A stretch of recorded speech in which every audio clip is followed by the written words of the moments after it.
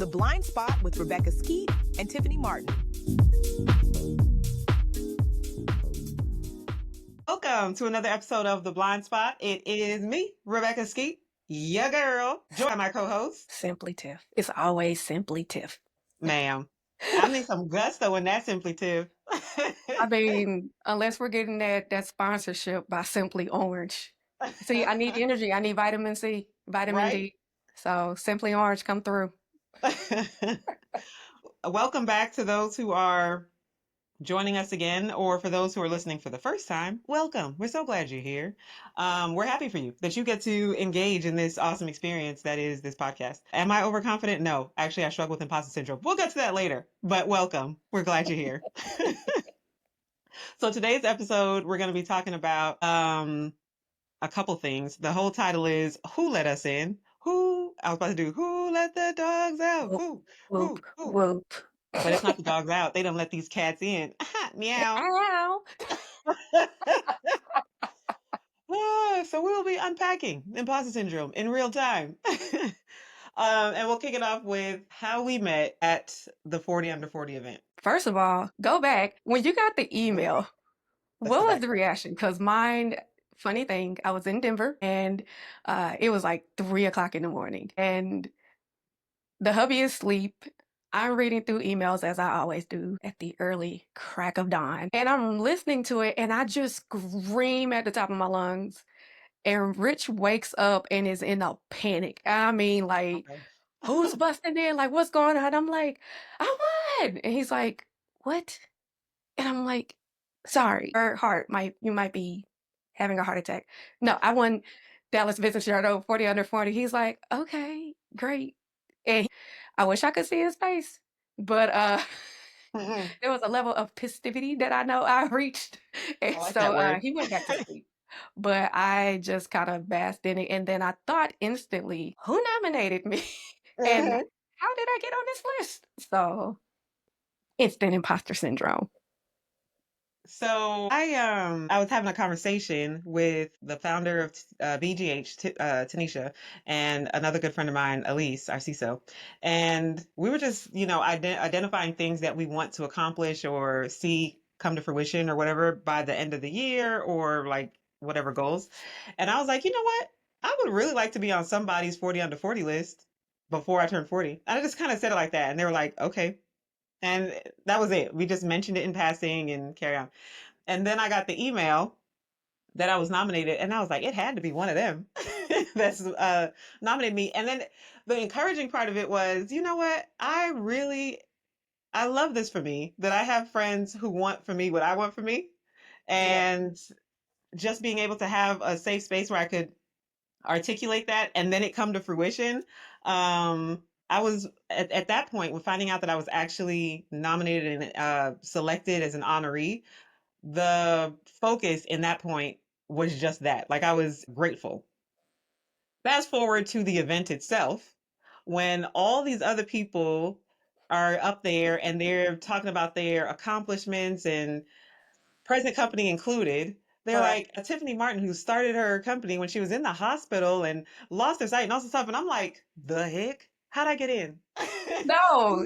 What was said in my nomination thing to make me be here amongst all these other people? So yeah, that was very much like even in the video when they're announcing people and the kind people at my table, they were like, hey, we're going to record you while you go up there. And I was like, thanks. You can see me physically shrinking. Like I was, Really? y'all want me to get up there and say what and do what in front of all these people? So yeah, imposter syndrome was on 10. No, mine's even more before then when we had the mixer.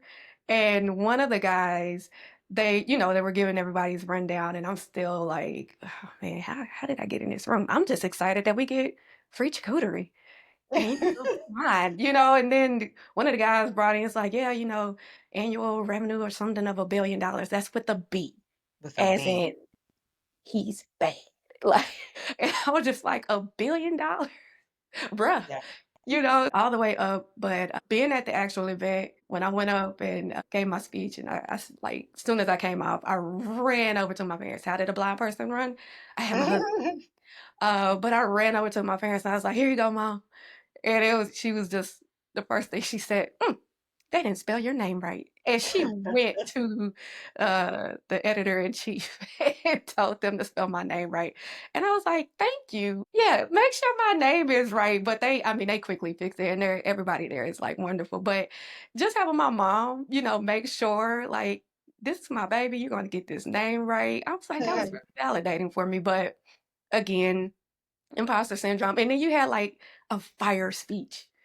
And it was Oh, thanks. hilarious, and everybody was joking. I was like, "Dang, why didn't I think of a joke?" So, but Listen, I had to. Sometimes I use humor to cover things and deal, and it's just the way I process. But we can delve deeper into that probably as we go on. For those who are watching and you're wondering, who is that? This is an additional face on the podcast here. Natalie Thomas is a licensed professional counselor, certified school counselor, and licensed chemical dependency counselor with over 20 years, 2 decades of experience in the mental health field. She is the founder of the Remix Center, a mental health practice that supports high achieving women and leaders navigating stress, anxiety, and grief. Natalie loves helping her clients achieve personal and professional success by increasing balance, boundaries, and confidence. Ooh, I need all three of those, girl. She also partners with companies and educational institutions to deliver impactful mental health presentations and consulting services that support workplace wellness. Outside of her work, Natalie enjoys traveling, live music, and quality time with loved ones. Welcome to the pod, Natalie. We're definitely happy to have you here with us. Thank you. I'm excited to be here, and I'm excited to hear your story. I knew you all met at the 40 Under 40, but I loved hearing like all the details. Yes, ma'am. And I feel like sometimes when I start to talk, I'm like, I wonder what my therapist would say about that. So I did have that in the back of my mind. I was like, well, I'm gonna be honest, but feel free if anything jumped out at you, you saw any red flags or some yellow ones or some green ones, feel free to let me know. So one of the things, like we mentioned, imposter syndrome, we're gonna leverage Latimer AI, a tool that we've used previously on the pod to give us a working definition, and then Natalie, if you want to give your input as to say if it made the mark, missed the mark, or is pretty spot on. Okay. So we're just going to ask, what is imposter syndrome? And I'm doing that live so people can see in real time how long it takes for us to ask the question versus receive the answer. And and it's in thinking, hopes that you will do the same and use these tools for your everyday right, life. right. Okay, so it's given a full in-depth thing. So it says imposter syndrome is a psychological pattern where an individual doubts their accomplishments and has a persistent fear of being exposed as a fraud. Despite evidence of their competence and success, people experiencing imposter syndrome often attribute their achievements to luck or external factors rather than their own abilities. Tracking so far, Tiffany, does that sound right to you? Oh, spot on. You Yeah. don't need sight to see that. So, I see what you did there. Um, Key characteristics are self-doubt. Individuals feel inadequate and question their skills. Chick. Fear of exposure. There's a constant fear of being found out or exposed as not deserving of their success. Attributing success to external factors. Many believe they have succeeded due to luck or help from others rather than their own hard work or intelligence. Perfectionism. Many oh, people with imposter syndrome set excessively high standards for themselves and feel disappointed if they do not meet them. Woohoo! Came for me. Read my mail. Something common among different groups. Imposter syndrome can affect anyone, but is frequently discussed in the context of high achieving individuals, particularly in competitive fields. It is also prevalent among marginalized groups who may feel additional pressure to prove themselves. mm, hmm some of the coping strategies are to acknowledge feelings, recognizing and discussing feelings of inadequacy can help. Seek support, sharing experiences with others can provide reassurance and perspective. Reframe thoughts, challenging negative self talk, and celebrating accomplishments can shift one's mindset. And then professional help, perfect segue for you, Natalie. Therapy or counseling can provide strategies to manage these feelings effectively. Understanding imposter syndrome is crucial for personal development and mental health as it can hinder one's potential if left unaddressed. What say you, professional? It is perfect, spot yeah. on. The definition, the characteristics, even some of the coping skills. There are more, but yeah, 10 out of 10. Wait, Ideal. but before we have Natalie like break us down and build us up, I just want to say before we even started today's episode, that perfectionism, I felt attacked. Like we spent so much time me making sure things were perfect, symmetrical with the, pillows. I don't even know what these pillows look like. Making sure the camera, mic, perfect shirt, makeup. I can't tell any of these things. And I obsessed over it. And finally I was like, you know what? I'm just gonna go as I am. But that perfectionism hit hard. And another point that they made about like marginalized communities, I feel like I have to overcompensate literally with all of my layered identities. So I am very curious to get your thoughts on just all of that because I mean, it was a live demo of me just really leaning into that imposter syndrome, just minutes before. So Yeah, Interesting. absolutely. And I know when we talk about high performers, it absolutely shows up often. Imposter syndrome shows up often for high performers because it's just the perfect storm, right? So you have the high expectations, you have the perfectionism, you have this debt that you feel you owe your community who has supported you, right? Because a lot of times, if for high performers in marginalized communities, we're the first, right? So you're the first generation. And so you have these people behind you who are pushing you forward, and then you feel like, well, I can't let them down. So here we are. Right. So, yeah, absolutely. It happens all the time. Totally normal, unfortunately. We just can't norm it, right? Because that's where the danger comes in. What I think is interesting too is that sometimes when you said the debt that we feel that we owe, 100% on point with that. And I vacillate between that being an inspiration to me and helping me achieve things. It can be beneficial. It's the fuel that I need to, but then also the very same thing that inspired me to get things done is holding me under the water, you know? How do any suggestions on finding the balance between that, or am I viewing it incorrectly, or what's your thoughts there? critique me.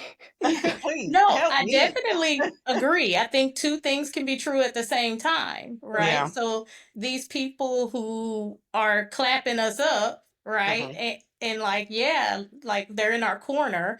We need that because it is tough when you're a high performer. It's not easy. So we need the support, but then it's problematic because we do it to ourselves when we feel the debt to them, right? That like they're clapping us up because they are excited and they want to support us. But then we do it to ourselves and say, well, I can't let them down. So part of it, as far as the balance, comes in with allowing people to be in your corner to support you. And for them, they like blessing us, they like being there for us. And then we just leave it right there. The hard part is we don't leave it right there all the time. We feel like we have to do something.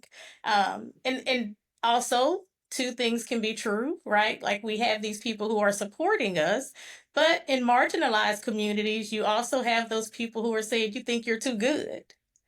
So we're also hearing that side. I know a lot of I'm a former school counselor, and a lot of my first generation students would come back and say, I don't know if I'm returning in the spring. What do you like? We did a lot of work to get here. And they'll say, well, everyone's saying I act different. Everyone's saying that I'm too good now. And so with high performers, especially marginalized communities, you have both. You have the feeling that I owe these people who are pushing me.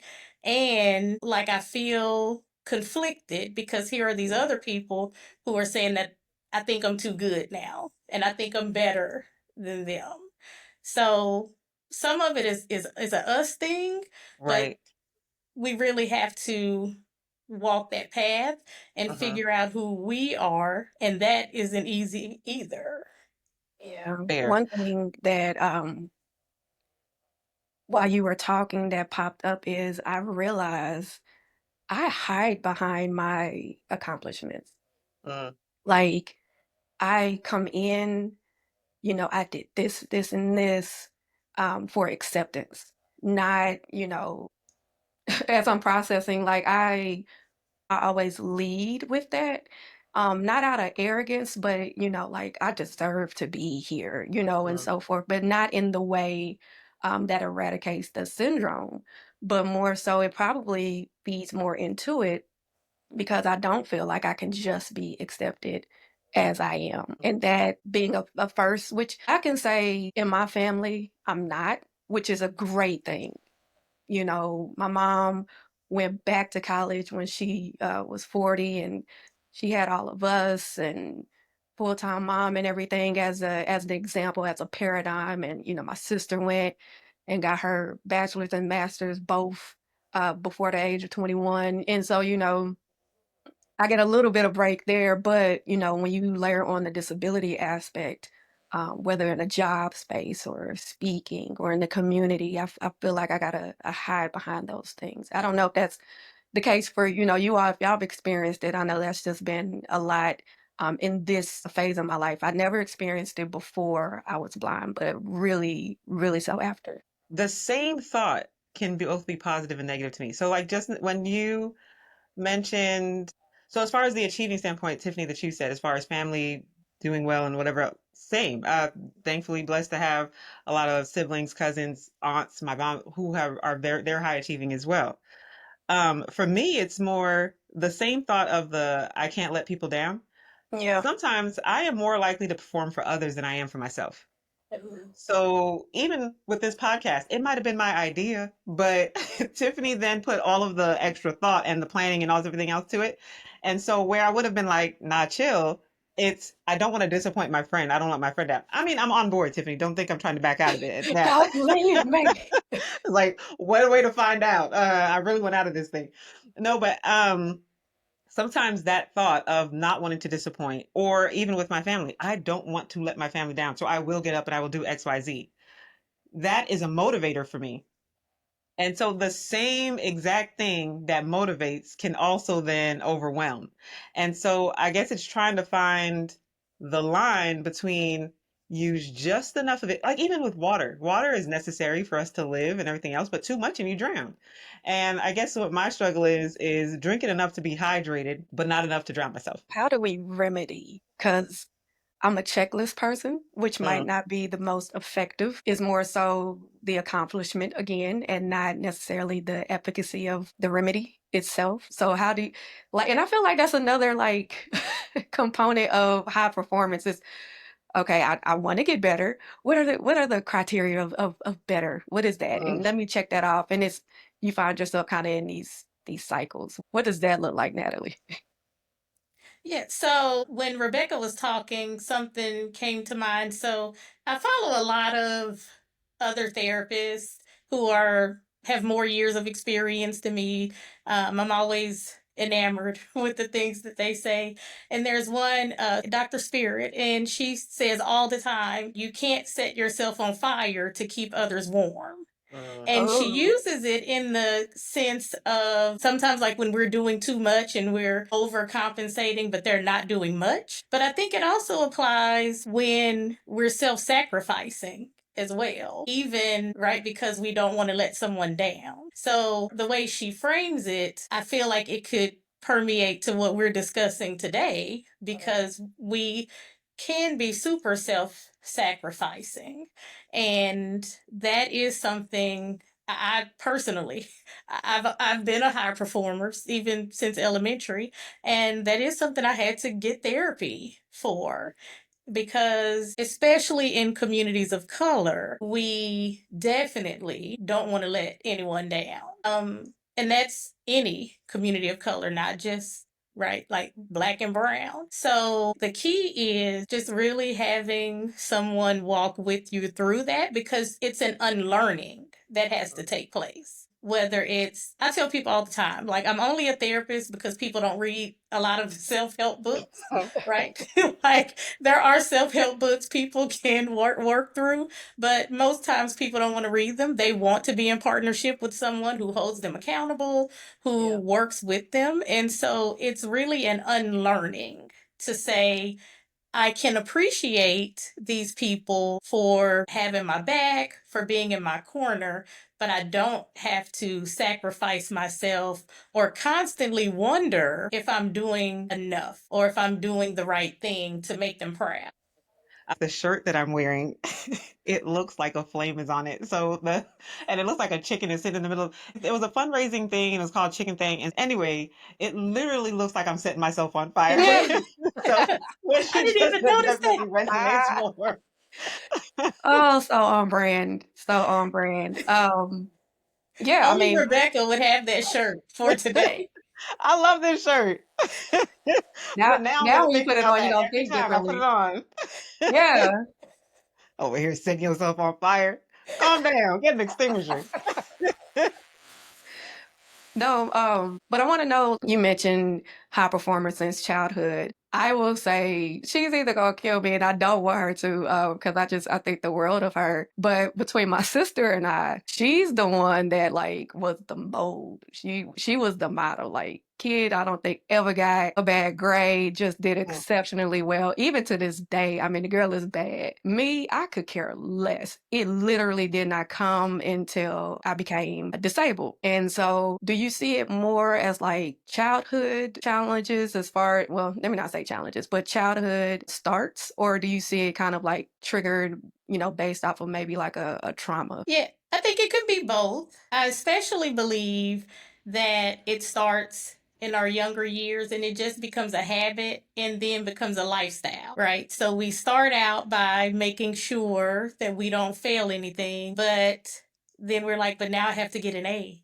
And not just any A, right? Like now I have to get a 95. And so as we do better, we start to amp up those expectations. And that can be tricky because, right, like that means we're killing the game, and so we're feeling really good about ourselves. But just like Rebekah said, right, like we're aiming towards one thing and then we're like, oh well, let me step it up, well let me step it up again, well let me step it up again. So kind of like with her analogy with the water, right? So they'll say, hey, drink half of your body weight, right? And then once we get there, we're like, okay, let me add 5 more ounces, well let me add 10 more ounces. And Yeah. so eventually, I think part of it is it happens in our youth, it becomes a habit, then now it's a lifestyle. But the really tricky part is it's now ingrained, right, in our thoughts, in our actions. And so that's where the unlearning has to take place, because now this is my entire lifestyle. It's how I think, it's how I behave, it's how I plan for the future, right? Most high performers are planners. You don't happen on success. You don't happen on high performance. You plan for it. So it's throughout your entire life. I never looked at it that way. Cause like people like, Rebecca, like my sister, I'm like, they just naturally get it. It's not a thing, like I'm like, I gotta work at mines. And it's not until they say something like, no, I had to work hard. I'm like, really? But it's perception. Work hard, Yeah. sweat, tears, blood. And it's super deceptive because I think we all have the one person, one family member that we're like, that comes so natural to them. They just don't, I mean, they don't even blink and it's just perfect.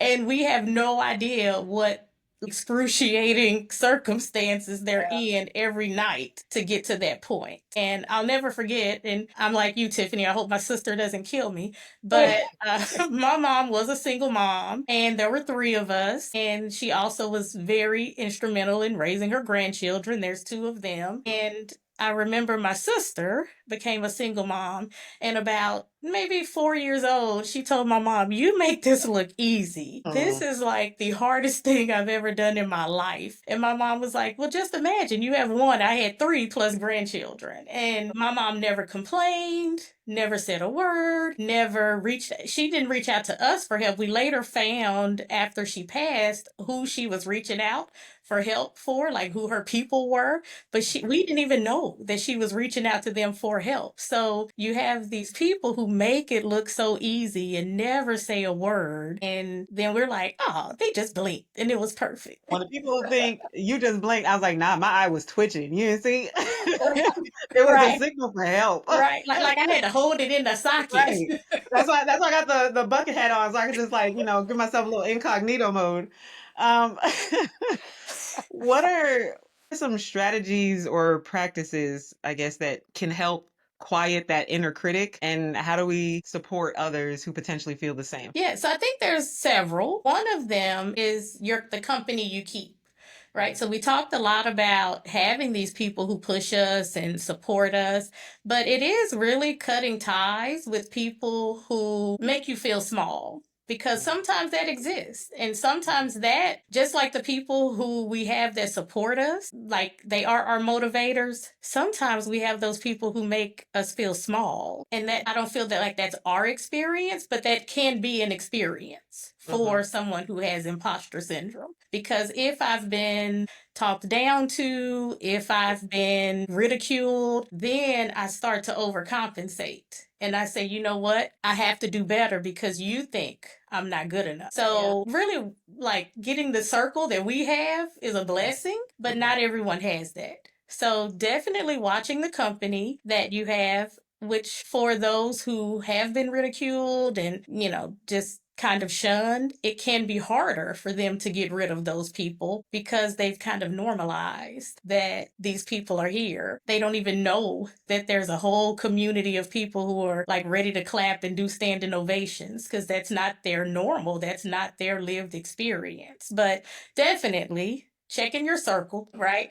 And like, you don't want to set yourself on fire, but you need those people who are like, okay, I got you. What do you need? How can I help? Right? So number one, checking your circle and then training your thoughts, because a lot of this is things that we have imagined, right? So with imposter syndrome, it is our perception. It's how we perceive that our abilities and our gifts and our talents, and that we're just not adding up to who people think we are, right? So it is training your thoughts. And it's funny, I had a client yesterday and we've been working with her thoughts, and I'm always excited to hear them say, yeah, so I had, because I make them like actually log their negative thoughts. And so when I'm seeing a decrease, I'm all excited. But I had one yesterday. She says, yeah, my coworker said, I can see that like you're not as negative as you used to be. And that made me so happy because I was like, oh, I didn't even consider, right, that we're doing this for this individual, but it should be seen by other people. So once we start to train our thoughts, having those people who can hold us accountable for that. But we definitely have to unlearn those negative thoughts. And y'all, like, as a human, that's just where our mind goes. No one wakes up in the morning and is like, this week is going to be awesome, right? We see it's going to rain. We're already mad. I got to get an umbrella. And what time is it raining? Because I don't want it to rain. I don't want to use my windshield wipers, right? Like, that's just how our mind works. Our mind always goes to the negative. And so it really is a lot of work, right, to train your thoughts, but it's important. Super important, right, to make it through to the other side of imposter syndrome.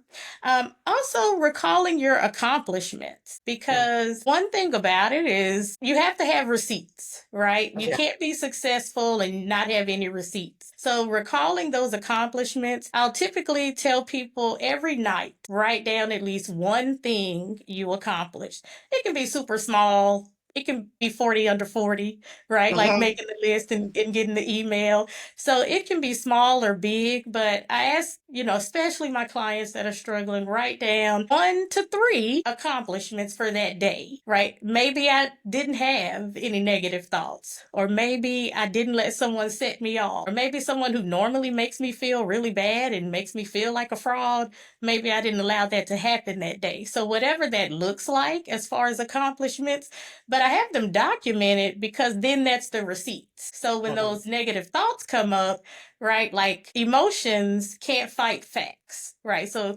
I know that new saying, right, like feelings aren't facts. And so your receipts right? Like those emotions have to bow to the receipts. So definitely keeping that log, and then really trying to tap into who you are and what you're great at.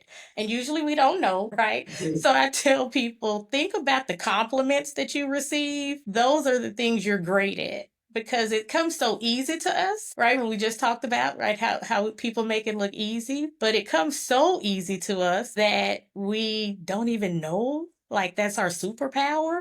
So think about the compliments that people give you and write those down too. So I'm not a big journaler. I don't journal. I don't make my clients journal, but I'm a big documentation person. Like, I believe in a log because those are super powerful when you look back at them. So many good tools.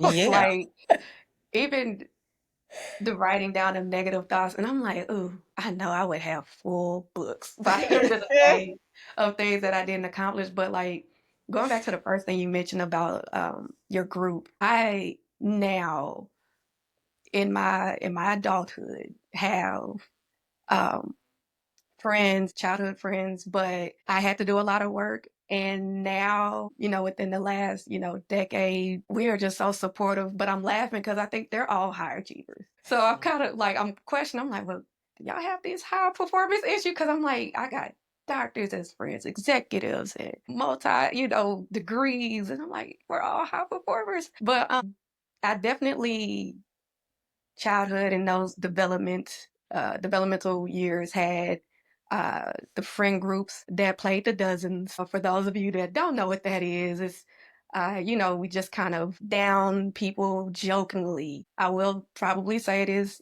cultural, predominant, in Black culture, but a lot of that formed my perception and perspective, because I know there's a difference. And I grew out of those circles naturally, but had to do a lot of work after that. But then even in workplaces, ironically, with bosses that look like me. And so, I had to kind of overcome this elitist kind of culture in some aspects, and that took some work. But I will say, I had this one boss, and I absolutely adore her. Her name is Roz. She probably gonna kill me because I'm shouting her out, but she epitomized to me what I wanted to be as a Black woman, as an executive. She always reaffirmed me, even if I was unsure. And this is after the disabilities and so forth. She would challenge me too. So I was grounded in humility because of the challenges, but I had to realize the standard that she was giving me, that it was high, and that she appreciated, respected, and expected me to reach them. So I had to kind of look internally and say, you do have the juice, to get it done. And she would always come back and, good job. Okay, we moving to the next. We can't linger on the last accomplishment. So I've seen that evolution, happen, that transformation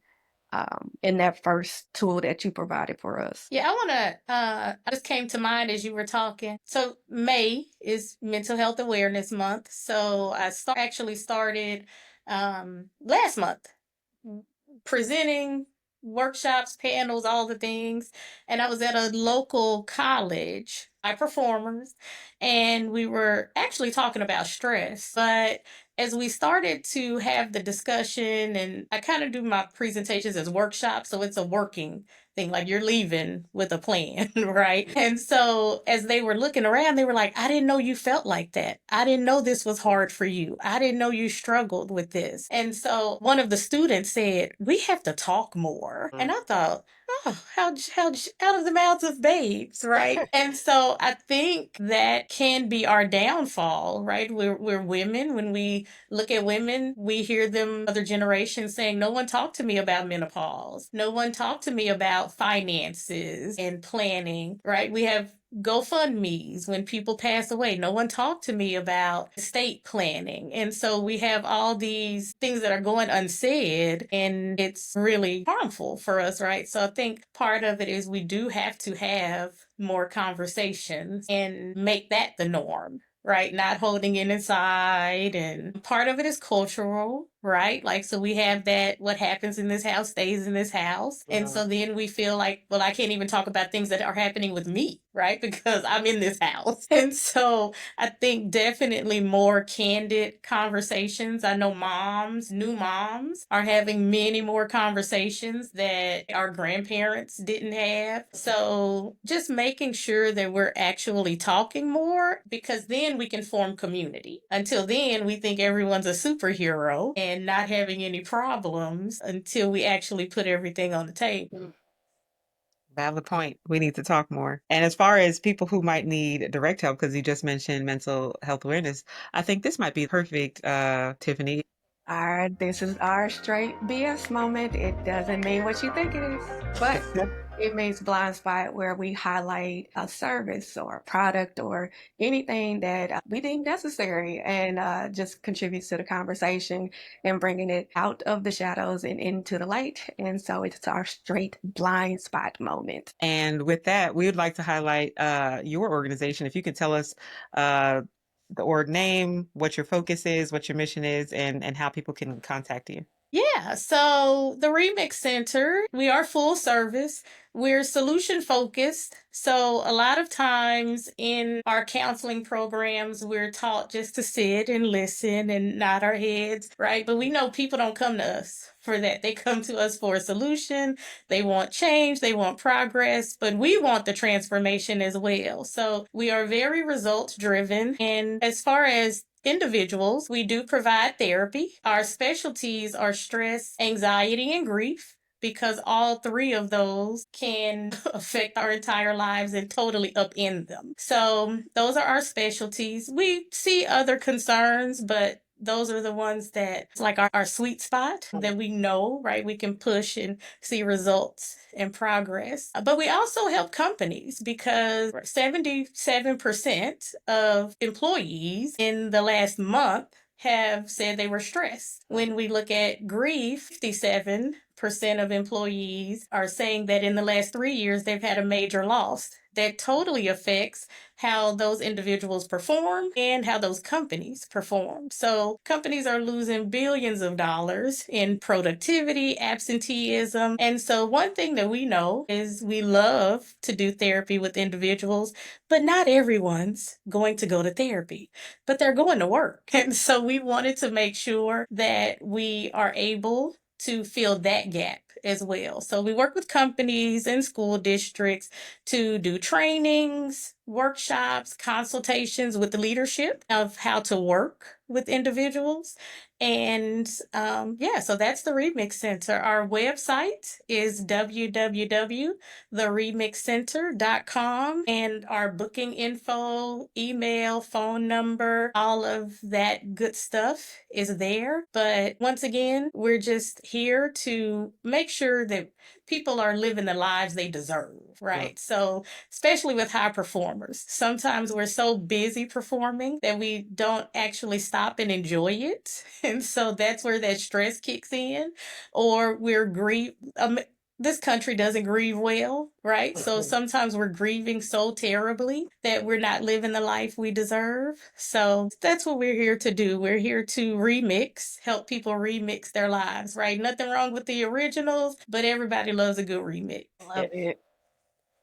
And real quick, before we go to one of my favorite segments, I would like to put out there that in the month of April, over 106,000 Black women lost their jobs in the US. And so losing a job is also grief. So, Yep.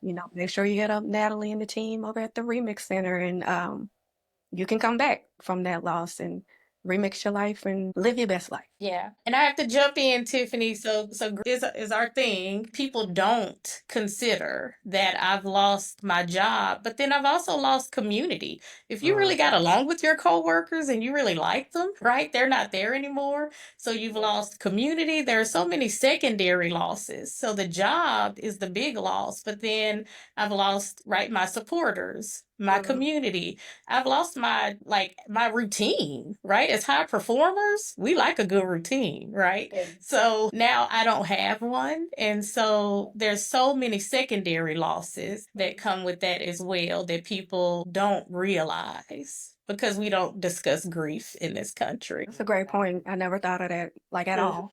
Because you mentioned a second ago, Natalie, that some people won't go to therapy. For the people who are like, oh, this sounded cool. I can identify with the things that you discussed on this call, but I'm all right overall. So this isn't me. That's for other people, but not for me. What would you say to those folks as to the value um, of having that resource? Yeah, so it's funny you say that, Rebekah. That was one of the conversations. So last month was Stress Awareness Month. And so my other therapist and I, we were talking, and people were saying, well, I'm not stressed, but my sister is. And so it was like they were kind of distancing themselves, right? So you may not have this one concern, but everybody has something. And so as we kind of thought about it, we're like, people will say, I don't really need this, but everyone really needs help.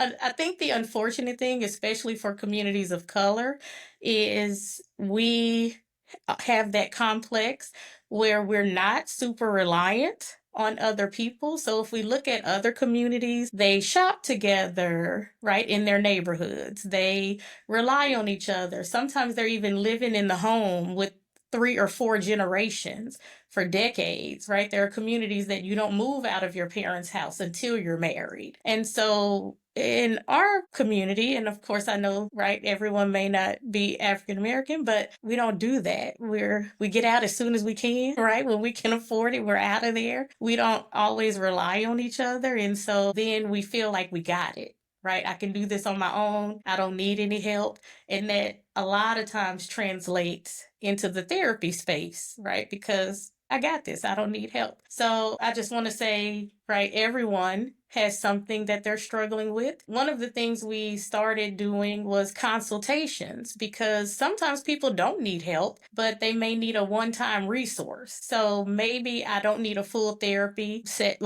series of therapy sessions, but I'm having an issue with my child. I don't know what to do. I don't know where to go for resources. The reality is sometimes people may not need weeks of therapy, but I need a one-time, right? Like, what do I do with my child today? Or where do I go to get my daughter help for certain things? So we believe, right, that those consultations will help those individuals as well. Awesome. Thank you. Moving to my favorite segment.